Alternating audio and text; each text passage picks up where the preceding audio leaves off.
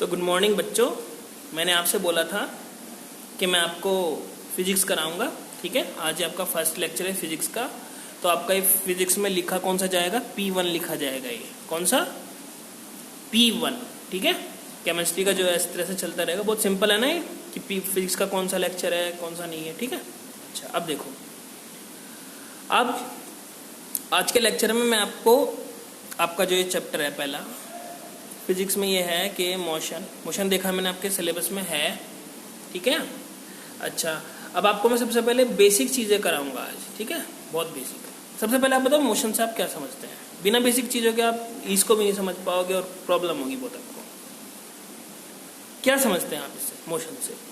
तो आपने बोला, जब भी मैंने आपको बोला कि मोशन का मतलब क्या है बताओ, आपके दिमाग में आया कि चलना है एकदम कुछ करके, क्या है ना कि हम चल रहे हैं इस तरह से। बिल्कुल सही बोला है आपने, लेकिन उसको थोड़ा मतलब उसका परफेक्शन लाते हैं ना उसमें, कि एक परफेक्ट डेफिनेशन करके लाते हैं उसमें, कि थोड़ा समझ जाओ अच्छे से। देखो, फिजिक्स में दो तरह की स्टेट होती हैं, एक रेस्ट और एक मोशन। या तो आप रेस्ट में हैं या मोशन में हैं, या आप चल रहे हैं या रुके हुए हैं, सीधी सी बात है। अब इसकी डेफिनेशन सीधी सीधी क्या होगी? मोशन की डेफिनेशन क्या होगी? The phenomenon of, phenomenon short में लिख दिया, चेंज ऑफ पोजीशन। ये मेन चीज याद रखना, change of position. The phenomenon of change of position, ठीक है, इज कॉल्ड मोशन। ठीक है ना? अच्छा अब देखो इसमें क्या है, मतलब यहाँ बना दूं मैं नीचे, तो ये आ गया भाई। जैसे आप पहले आपकी ये पोजीशन है, ठीक है, और आप हैं ये, और आपकी पोजीशन अब थोड़ी देर बाद ये हो गई। ठीक है ना? आप कहोगे आग भी बनानी, एक आग बनाऊंगा आपकी। ठीक है, अच्छा अब आप थोड़ी देर बाद क्या हुआ? थोड़ी देर बाद इस वाली पोजीशन पे आ गए। पहले फर्स्ट पोजीशन पे थे, फिर इस पे आ गए। तो ठीक है, अच्छा तो किसके कारण आए हैं? पोजीशन आपकी चेंज हो गई ना। हाँ, अच्छा मोशन के कारण आया ना। समझ गए मोशन क्या होता है? ठीक है, या तो आप रेस्ट में, यानी कि जो ये बीच का ये स्टेट है ना, आप जो चल रहे हैं, ठीक है, ये क्या है आपका? ये आप मोशन है। ठीक है, या रेस्ट या मोशन, आप समझ गए ना मोशन का मतलब क्या है। तो जब जो फेनोमेनन होता है चेंज ऑफ पोजीशन का, ठीक है, वो प्रोसेस जो होता है जिसके कारण वो पोजीशन चेंज हुई, उसको बोलते हैं मोशन। अच्छा अब आगे देखो, अब मैं आपको थोड़ा बेसिक चीजें कराता हूं। ठीक है,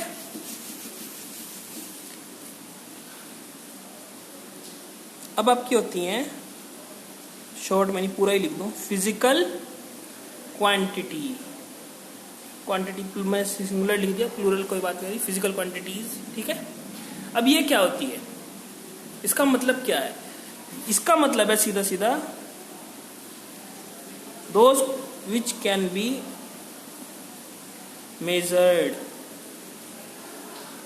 सिंपल है, इसका रिलेशन है मेजरमेंट से। मेजर मतलब जो मापी जा सके। आप कहोगे इसका मतलब क्या है? ठीक है, मेजरमेंट का मतलब क्या है भाई? एक बात बताओ, आप लाइट को नाप सकते हो? नहीं नाप सकते। वेलोसिटी को नाप सकते हो, स्पीड को नाप सकते हो, लेंथ को नाप सकते हो ना। ठीक है, लकड़ी को नाप सकते हो, मतलब समझ लो ना, ऐसे नहीं ना, लाइट को नहीं नाप सकते ना। हाँ, लेकिन वेलोसिटी, लेंथ, इन सबको नाप सकते हो। जैसे कि एग्जांपल ले लो, लेंथ, सिंपल, सबसे सिंपल एग्जांपल है, ठीक है, लेंथ। तो जो भी नाप सकते हैं हम उसको कहते हैं फिजिकल क्वांटिटीज। क्या है? Physical quantities. अब ये आपकी फिजिकल क्वांटिटीज होती हैं दो तरह की। ये सबसे इंपॉर्टेंट है जो समझना, जिंदगी भर यही पढ़ोगे आप। दो तरह की हैं, एक स्केलर, एक वेक्टर। ठीक है ना? एक स्केलर और एक वेक्टर। अब कहोगे इसका मतलब क्या है? इसका मतलब देखो क्या है स्केलर और वेक्टर का। स्केलर का मतलब है आपका कि देखो, इसमें सिर्फ होगा मैग्नीट्यूड। ठीक है, मेरे पास बुक वगैरह नहीं है, बुक में मिलेगा भी नहीं, ठीक है ना।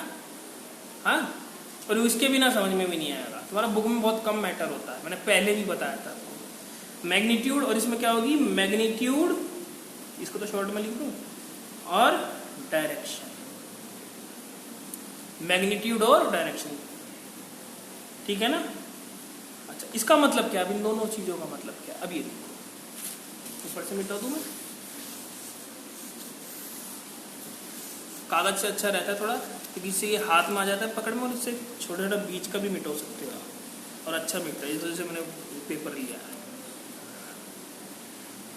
न्यूज़पेपर, ठीक है। अब देखो, ये स्केलर है और ये वेक्टर है, इन दोनों का मतलब क्या है, ये मैग्नीट्यूड और डायरेक्शन है। अब देखो इसका एग्जांपल देखो, इसका मतलब समझो क्या है। जैसे कि देखो सिंपल है, आपने स्केलर में जिनका केवल मैग्नीट्यूड है, जैसे कि लेंथ है, अब कहोगे इसमें क्या चीज फालतू आ रही है, आपको डायरेक्शन दिख रही है, इसमें डायरेक्शन का महत्व होता है, आपको दिखेगा कैसे, है ना। ये सिंपल है, स्केलर में आप लेंथ हुई आपकी, ठीक है, मास हुआ, इसमें कोई प्रॉब्लम नहीं होती, इसमें आपके सब स्केलर है, ठीक है। लेकिन वेक्टर में देखो क्या चीज है, देखो मैं आपको एग्जांपल से बताता हूँ।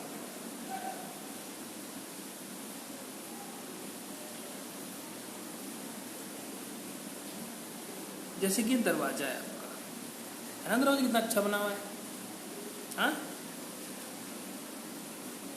ये दरवाजा है, ठीक है, एक डोर, हाँ। अब इसको देखो,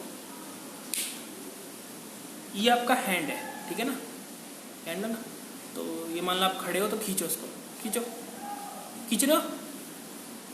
खींच लो ना, अच्छा, हाँ, खींचो इसको, खींचो, आप खुल नहीं रहा है, आपने फोर्स लगा ली, आपने 5 न्यूटन की लगा ली फोर्स, जो फोर्स की यूनिट होती है वो न्यूटन होती है, 5 न्यूटन की लगा ली, 10 न्यूटन की लगा ली, 20 न्यूटन की लगा ली, लगाते गए पूरी जान लगा ली, ठीक है ना, नहीं लगाई, ठीक है, यानी कि आपने मान लिया 5 न्यूटन की लगाई फोर्स, 50 न्यूटन की लगा दी, फिर भी नहीं खुला है, ठीक है ना, ठीक है, नहीं खुला ना।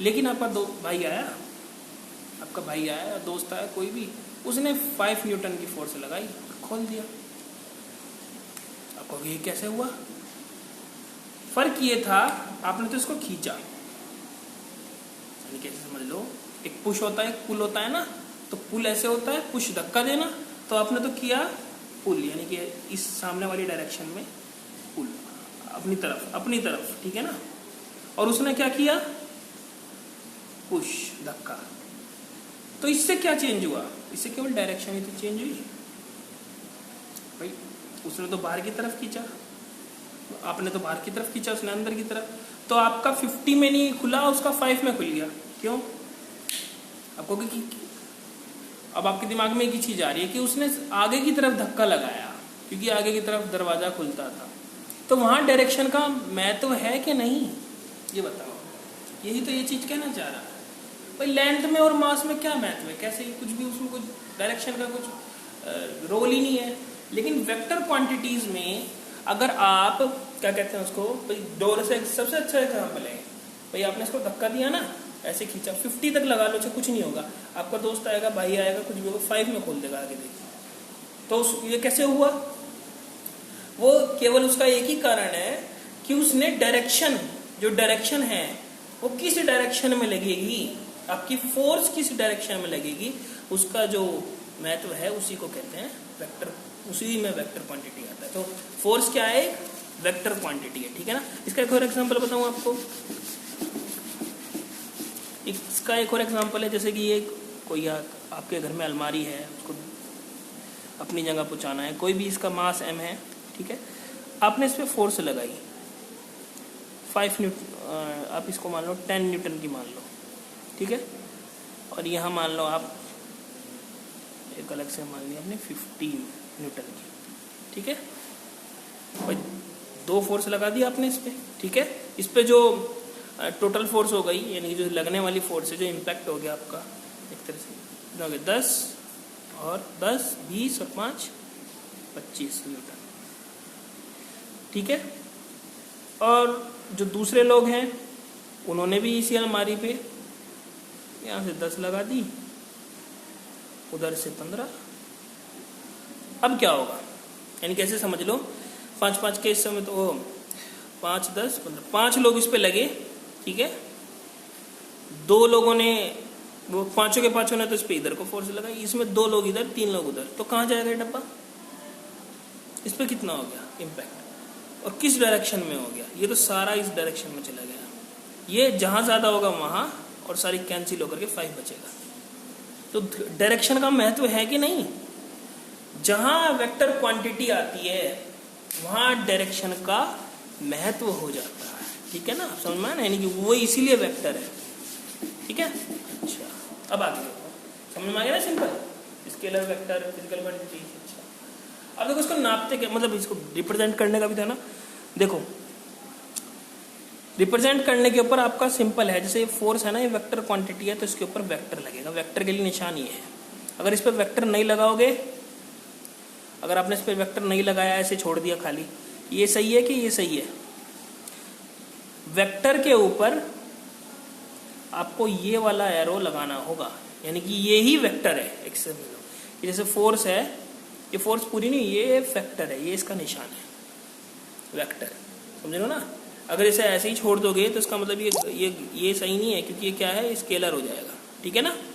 अच्छा, स्केलर मतलब कोई साइन नहीं, हम वेक्टर को ही रिप्रेजेंट करने के लिए ऊपर एरो लगाते हैं, ठीक है। अच्छा,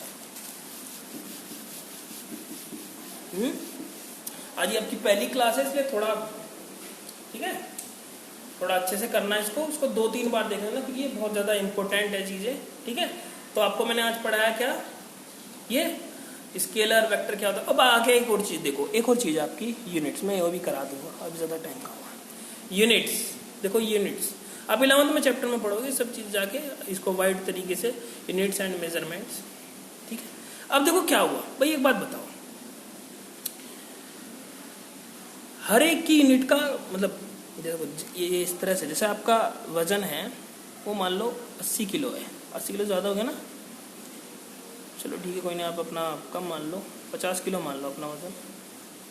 अगर इसमें से मैं किलो हटा दूं, खाली 50 लिख दूं, तो इसका क्या हो गया? 50 का मतलब क्या है? यही इसकी यूनिट है। तो यूनिट का आप रोल समझिए कितना होता है।